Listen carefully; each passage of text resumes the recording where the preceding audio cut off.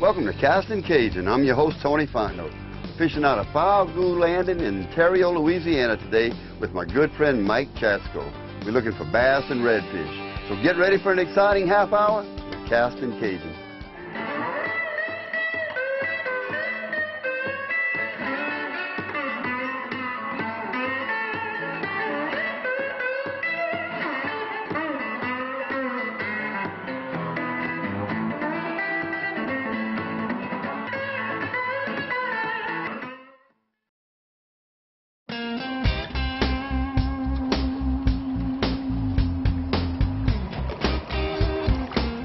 Many of you have probably heard the rumor that bananas on a boat is just plain bad luck.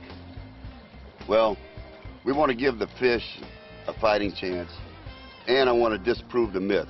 So today we have Cajun Mythbusters. Here are the bananas. Just watch the fish.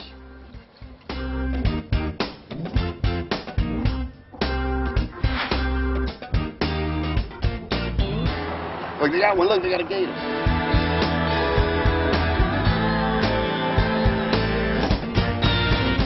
That's a nice one. I'll bring some money, huh? I'm going to try the old faithful humdinger. Blue, white, and chartreuse.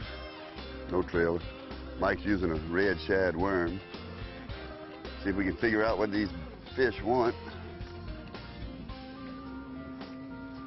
All right. I'll cross right over again. That's okay. Conditions look great here. Water's flowing out the marsh. Seems like the bass and reds ought to be tearing it up. But either they're not here or they're just not biting on what we're throwing or they're just not feeding right now. So we're going to go try another cut.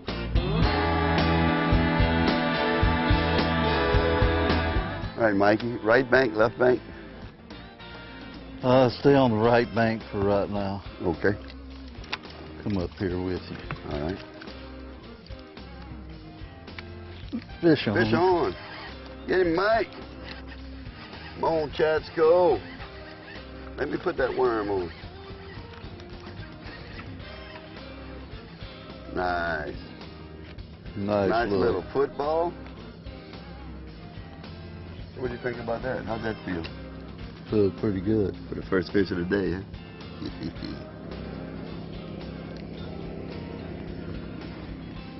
Beautiful, beautiful, healthy fish. Nice color, fat. Nice and healthy. So what do you want to do with him? You want to eat him or you want to release him? I'm going to release him. Sounds good to me. Go back where you were. Tell your buddies. Tell them, come on, don't be scared, they throw you back. Actually, when the water's flowing through the other way is when it's best over. Oh, really? I've caught them both ways. Should be pretty good right here. Yeah. Water flowing out this way. Should be. I'm going to change my bait. Now these two baits are almost identical. They both have the same blades, both humdingers. Fish on. Oh, fish on. Mike's got a fish. Get him, Mike. I may end up changing to a worm if you keep that up. He's a little one, but he's pretty. He's pretty.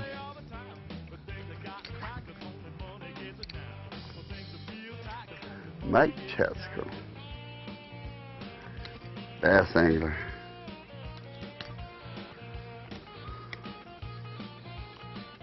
Get him loose without hurting him.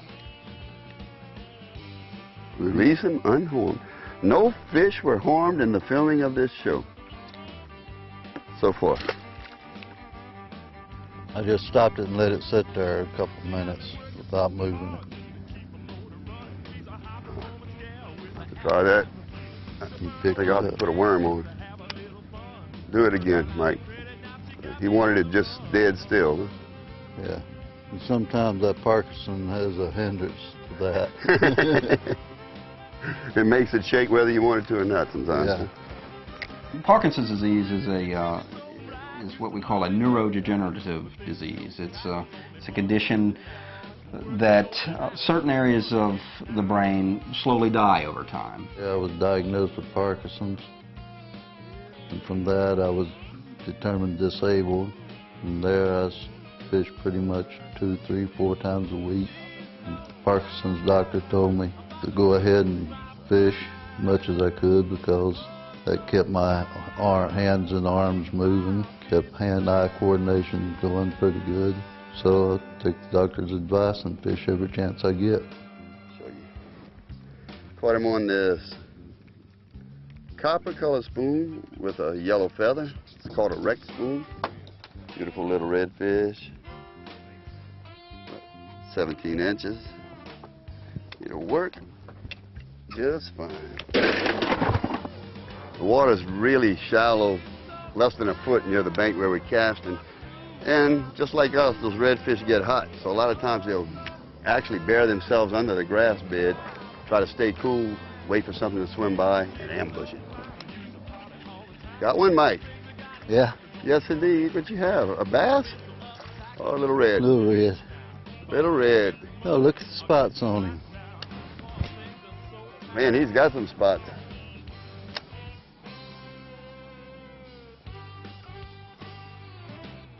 Got 5 spots on each side. Whoops. Beautiful. Watch him slowly. Oh, he's gone. The size limit on redfish is 16 inches. You can have a total of 5 per person. You can have 1 over 27 inches. But being the conservationists that we are, we always release the big ones.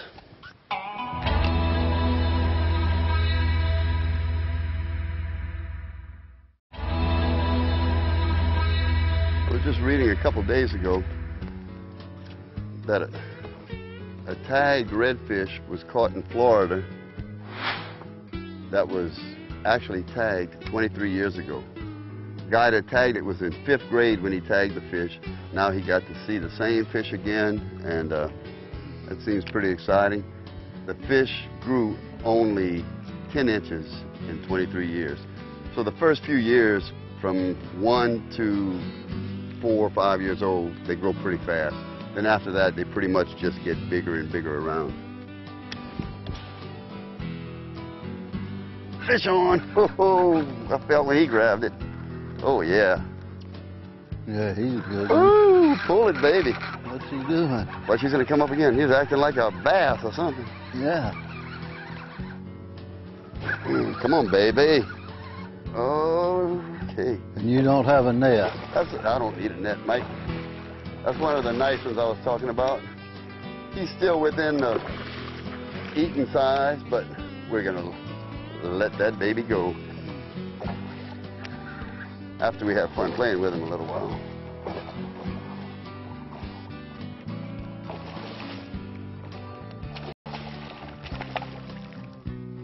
Are you about ready to come in?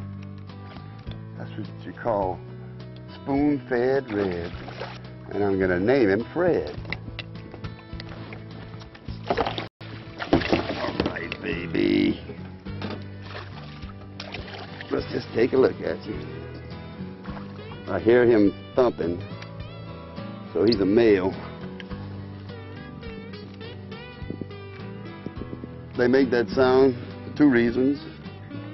One is when they're in distress, like he is right now. And the other reason is to attract females. Male redfish mature at the age of 2 and can start breeding, whereas females don't start laying eggs till they're 4 or 5 years old. So let's put this baby back in the water and make sure he's revived. You ready? Yes, Oh, he is. he's ready. Woo, yes indeed. Thank you, Lord. You notice we have a little break in the bank here. Got a little point here, and then a little bit further there's another point, then the bank swings around. If you look at that second point, you can see there's a current coming around it. So that's usually a good place for redfish to hang out. There he is, look. Boom, I got him. Hi-yow! Go get you one, Mike. Let me get out of the way. Throw back rope where I hooked that one. There were a few of them. There he is. See him?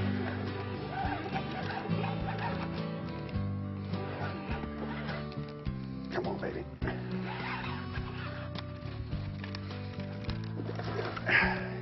Yes, indeed.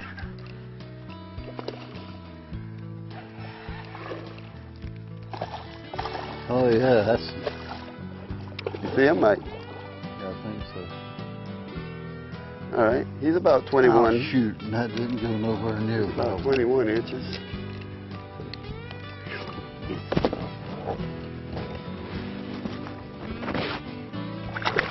Come here, baby. Whoa!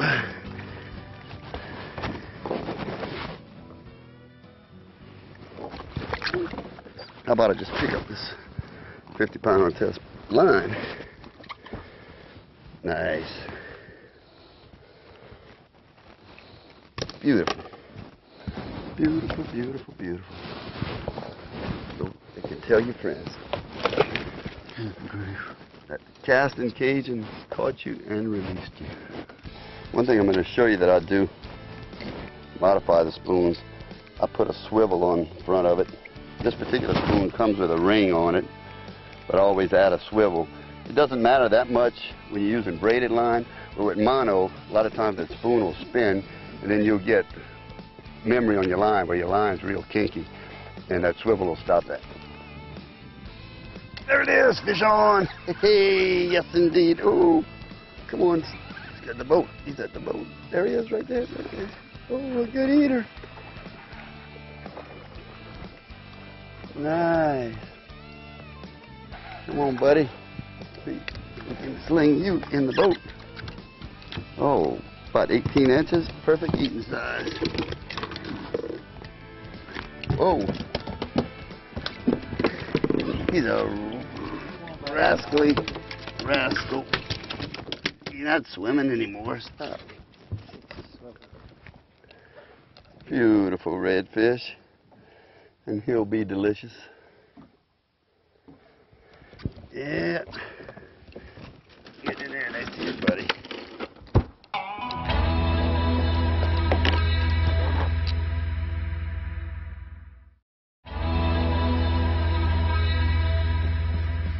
And there he is. In front of the boat.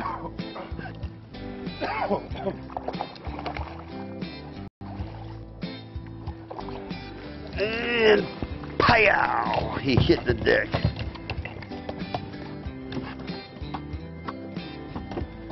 Copper spoon does it again.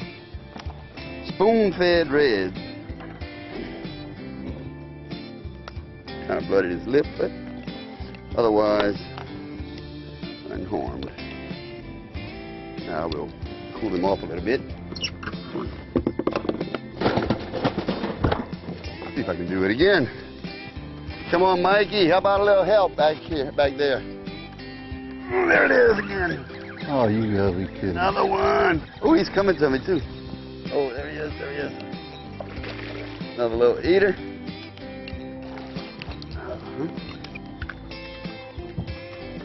Yeehaw. Get him, Mike.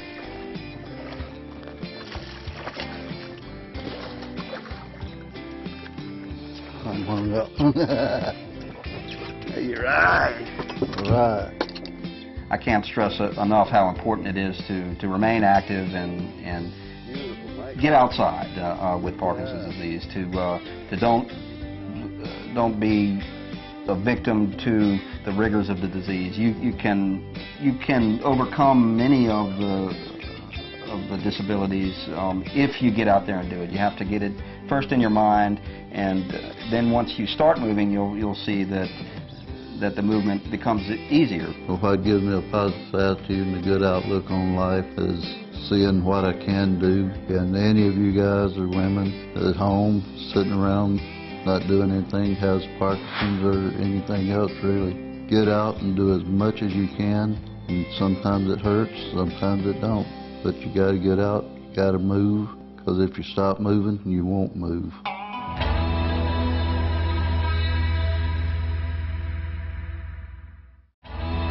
Hi, I'm Mike Chatzko. I'm going to be making some of Tony's favorite hush puppies.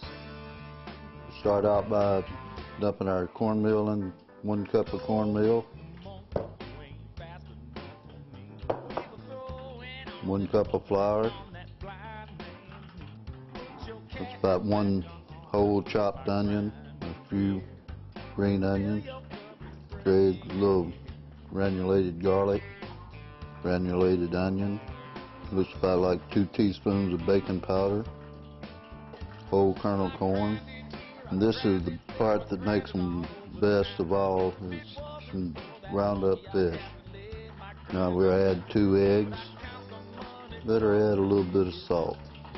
Now we'll add start stirring in our milk, which I really don't measure the milk. I just stir it in until I get the right consistency.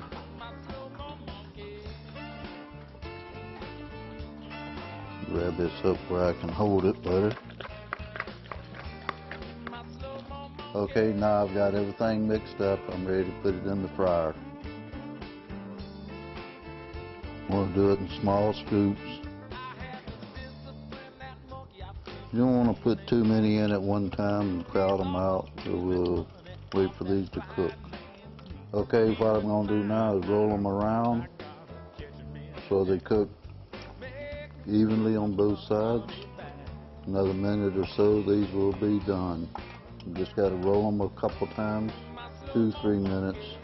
Total cooking time, 2-3 minutes at 375. Okay, we're going to take these out. Let Tony try one. Did I hear my name? Yeah, go ahead and try one and see how they come out. It was a combination of hearing and smelling. No, It just came out of the grease. now go ahead and put some more in. Maybe another one. Well, Mike adds some more to the grease. You know, with Mike's Hush Puppies, it's like a full meal. You get your protein from the fish, you get carbs from the cornmeal and the corn. It's just a complete meal. You can just fill up on Hush Puppies. I always love it when you come over here and cook, Mike.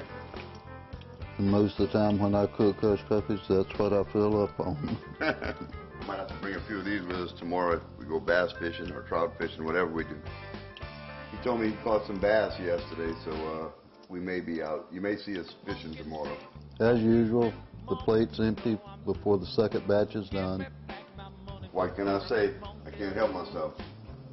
Well, Mike, what do you think about the rumor about bananas being bad luck? Bring on the boat. Well, we brought them on board. We caught a few fish. Seemed like that mess busted. Well, I was kind of thinking that maybe it was just bass because you caught those couple of bass and then that was it. But then when we went after the redfish, it seemed like they didn't mind the bananas at all. Yeah. So, all in all, I think we had a great trip. I had a great time. It's always a pleasure fishing with you after, 28 years of fishing together? something like that, at least. At least.